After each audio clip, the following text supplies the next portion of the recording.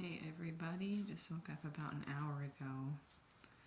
I have been texting this man yesterday a lot. It went from like 1 p.m. to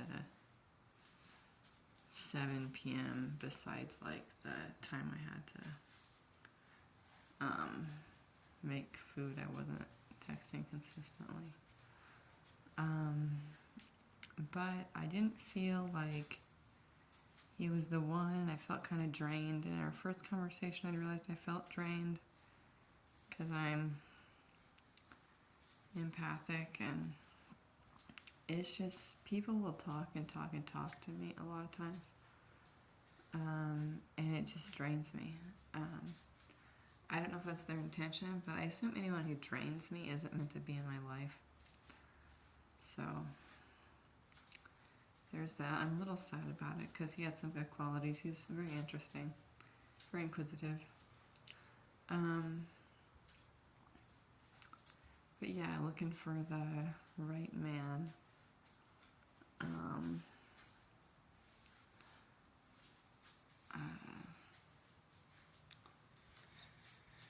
Yeah.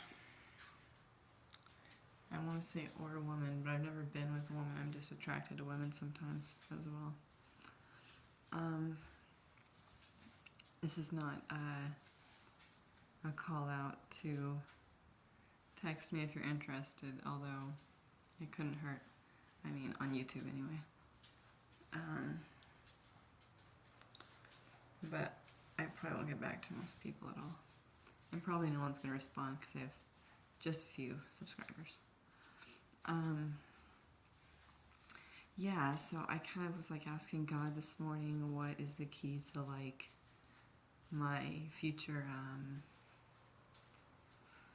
job or success? And I got an intuition that like my life, like every detail of my life, that's what people want to know about. So yeah, I woke up feeling pretty good today. My life kind of in as much detail as possible, like don't leave things out, was the message. Woke up feeling pretty good. Now I'm looking around my room. It's kind of messy. I'll kind of show you if I can here. That's just like a snippet that's like gives you an idea of the messiness. I don't know if that helps. But I don't know how to make it cleaner because I just don't really have enough space, and I would like my own apartment. I'm afraid I would get too lonely there, but I think I would just feel okay because like it's difficult for me to be in a roommate situation because I always have to hear noises from other people, and I guess that'd be the same in an apartment. But yeah, I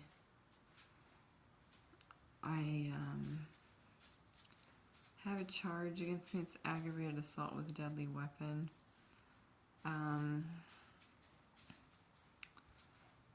Yeah, it makes me feel like crying every time I talk about it. But it makes it a little harder to get housing because you have to say that. Most people that I've actually mentioned it to have been pretty understanding.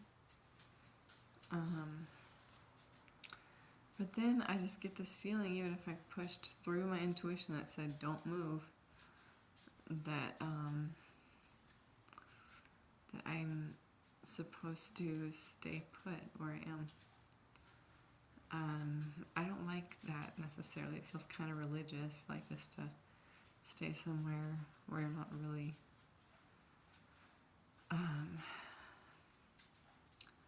okay. But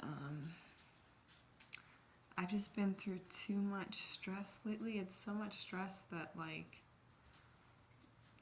it's like affecting my health. I've been very, very tired. I'm always tired because that's kind of just something I've gone through for the past years. Even in high school, I dealt with it. Sleeping and feeling like I hadn't slept, which feels like maybe I got 5 hours of sleep, but really I got, let's see,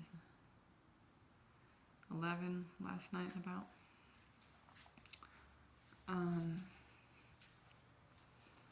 So I've thought maybe if I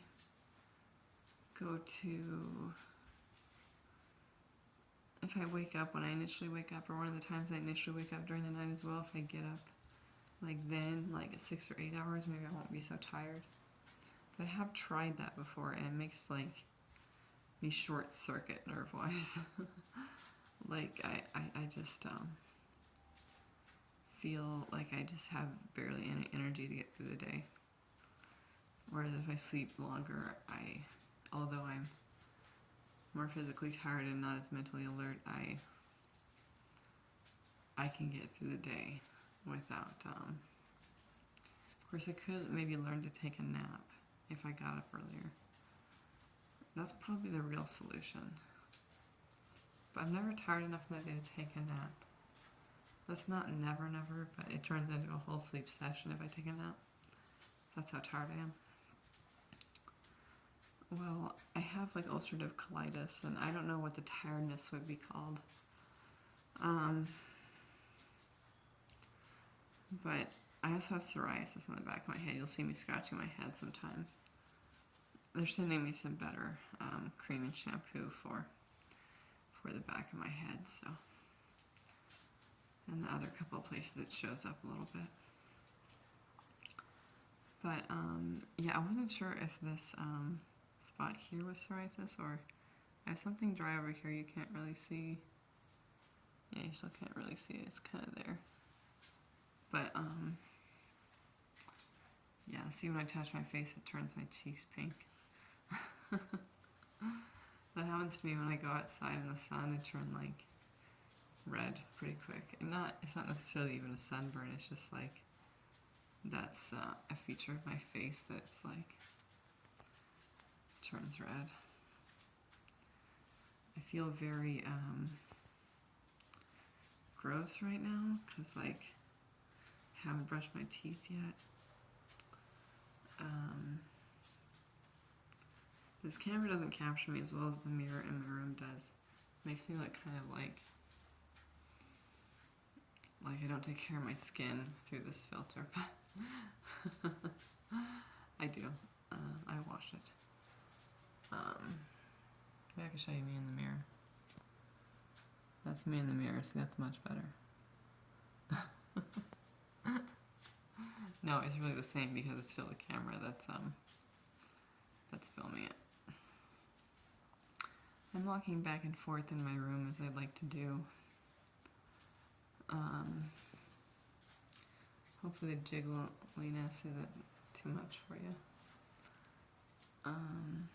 Anyway, so I woke up. I texted the guy that I don't think we should get to know each other any further. That I don't want to get to know each other any further, so there's no mistake.